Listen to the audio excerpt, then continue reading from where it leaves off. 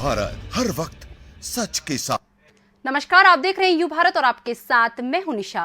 Bulletin की शुरुआत करेंगे उससे पहले एक नजर हेडलाइंस पर।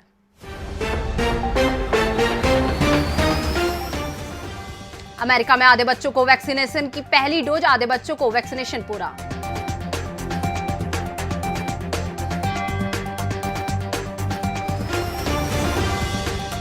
प्रधानमंत्री मोदी का अमेरिकी दौरा, आज से संयुक्त राष्ट्र संघ के अधिवेशन में होंगे शामिल।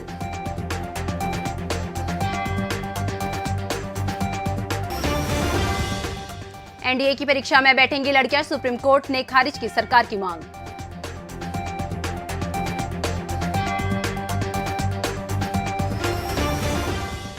गुजरात में पकड़ी 3000 किलो हेरोइन, तालिबान राज में बड़ी ड्रग्स की तस्करी।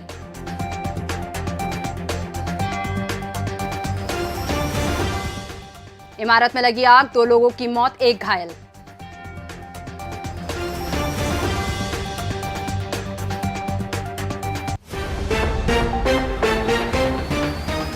अब खबरें विस्तार से। अमेरिका में कोरोना वायरस का डेल्टा वेरिएंट घातक असर दिखा रहा है, जिसकी वजह से स्कूल और अन्य सार्वजनिक स्थान खुलने के बाद बाइडेन सरकार ने बच्चों को महामारी से सुरक्षा कवच मुहैया कराने का युद्ध स्तर पर अभियान भी छेड़ा हुआ है। बता दें कि centre for disease control and prevention के अनुसार अमेरिका में अब तक 12 से 17 वर्ष के लगभग 56% बच्चों को वैक्सीन की पहली खुराक लगी है, जबकि 45% बच्चों को दूसरी डोज लग चुकी है। चीन से तनातनी के बीच अमेरिकी राष्ट्रपति जो बाइडेन ने कहा, हम किसी भी तरह का नया शीत युद्ध नहीं चाहते कि जहां पर दुनिया का बंटवारा हो जाए। बता दें कि अमेरिका उन सभी देशों के साथ काम करने को तैयार है जो शांति के साथ आगे बढ़ना चाहते हैं, क्योंकि हम सभी को अपनी असफलताओं के परिणाम भुगत चुके हैं। स्पेन में महिलाओं को गर्भपात का अधिकार प्राप्त है, जिसमें कई महिलाएं ऐसी भी हैं जो गर्भपात कराती भी हैं, लेकिन कई ऐसी महिलाएं डॉक्टर भी हैं जो गर्भपात कराने से साफ इनकार कर देती हैं। ऐसे ही एक स्त्री रोग विशेषज्ञ डॉक्टर का कहना है कि वे महिलाओं के गर्भपात करने के अधिकार का सम्मान करती हैं। उनका कहना है कि कोई भी महिला का वो फैसला कर सकती है जो उसके लिए बेहतर और सही हो। साथ ही महिला डॉक्टर का ये भी अधिकार है कि वो गर्भपात करने से इनकार कर सकती है। प्रधानमंत्री नरेंद्र मोदी आज अमेरिका के लिए रवाना होने वाले हैं।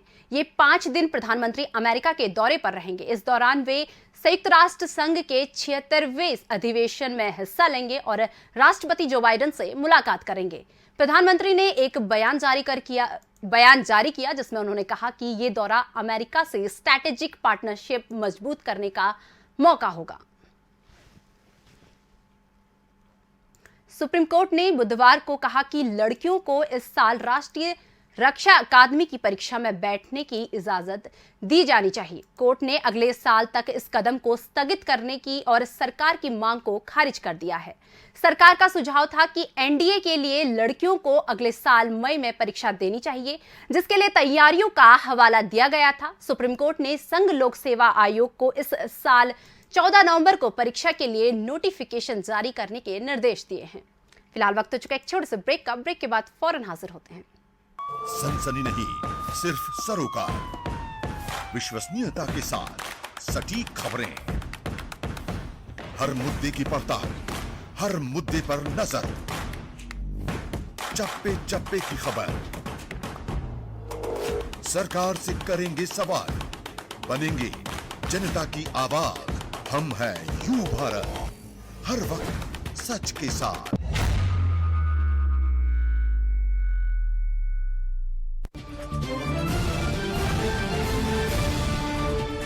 यू भारत चैनल मध्य प्रदेश में शुरू होने जा रहा है। मैं यू भारत चैनल को बहुत बहुत शुभकामनाएं देता हूं। इसके माध्यम से हम समाज में एक जागरूकता का काम करेंगे और वो विषय जो समाज के सामने नहीं आ पाते हैं, यू भारत की निष्पक्षता समाज को एक दर्पण के रूप में काम करेगी। बहुत बहुत शुभकामनाएं। हम हैं यू भारत, हर वक्त सच के साथ। मैं बहुत हर्षित और प्रसन्नचित हूँ ये जानकर कि यू भारत के नाम से एक नया मीडिया का मंच हम सब के लिए उपलब्ध है और जिस प्रकार की टीम, जिस प्रकार का मंच निर्मित हुआ है, मैं आश्वस्त हूँ और विश्वस्त हूँ, दोनों शब्दों का प्रयोग कर रहा हूँ कि ये मंच मीडिया के उन तमाम सारे सरोकारों को पूरा करेगा, उन तमाम मानदंडों और मापदंडों पर खरा उतरेगा जो किसी भी आदर्श मीडिया संस्थान से हम देखते हैं। मैं भारतीय जनता पार्टी पक्ष की ओर से और अपनी ओर से बहुत बहुत शुभकामनाएं देता हूं और आशा करता हूं कि जिस प्रकार की आवश्यकता लोकतंत्र के चौथे स्तंभ से आज के दौर में है, क्योंकि वर्तमान दौर एक बदला हुआ दौर है, देश दुनिया ज्ञान विज्ञान सब प्रकार की चीज़ें बदली हैं, तो बदली हुई परिस्थितियों के दौर से सामंजस्य बिठाएगा और जनहित के मुद्दों पर, चाहे वो भारतीय जनता पार्टी हो या अन्य कोई राजनीतिक दल हो, हमको सजग भी करेगा, सतर्क भी करेगा और जागरूक भी रखेगा। बहुत सारी शुभकामनाएं, धन्यवाद। हम हैं यू भारत, हर वक्त सच के साथ। ब्रेक के बाद एक बार फिर से आपका स्वागत है। रुक करते हैं अन्य खबरों का। कोरोना की तीसरी लहर की आहट के बीच देश में 12 से 18 साल के बच्चों का वैक्सीनेशन अगले महीने से शुरू हो सकता है। न्यूज एजेंसी रॉयटर्स ने सूत्रों के हवाले से यह खबर दी है कि बच्चों की कोरोना वैक्सीन बनाने वाली भारत बायोटेक ने तीसरे फेज का ट्रायल पूरा कर लिया है और इसके डेटा DGCI को सौंपने की तैयारी में है। ई कॉमर्स कंपनी अमेजॉन ने भारत में लीगल फीस के नाम पर 8,546 करोड़ रुपए का भुगतान दिखाने का भांडाफोड़ होने के बाद कंपनी अब सवालों के घेरे में आ गई है। कानून के जानकारों का कहना है कि भारत में इतनी बड़ी लीगल फीस असंभव है। हो सकता है इस राशि का इस्तेमाल घूस देने, मनी लॉन्ड्रिंग या टैक्स चोरी के लिए किया गया है। छोटे कारोबारियों का कहना है कि अमेजॉन ने ई कॉमर्स के नियम बदलवाने के लिए इस राशि का इस्तेमाल रिश्वत देने में किया है।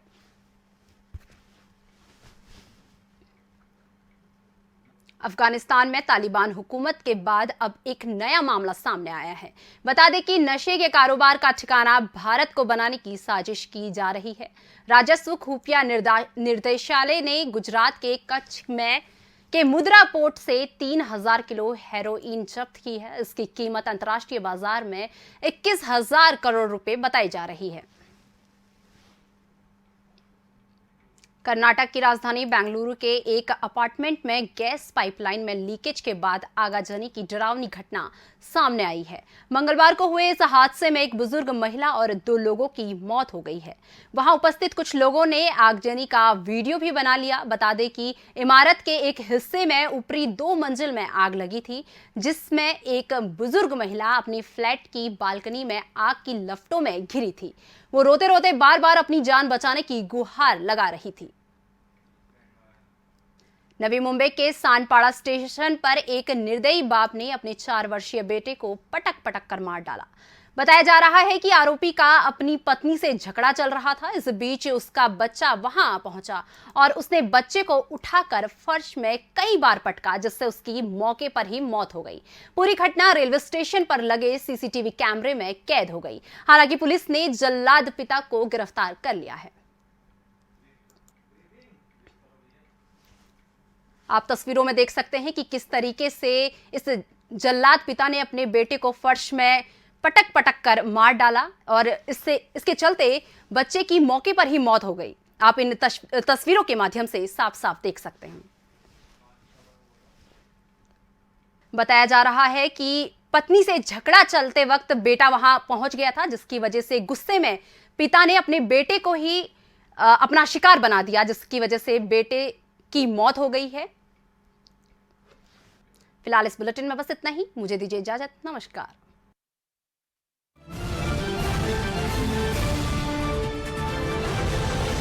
हम हैं यू भारत, हर वक्त सच के साथ।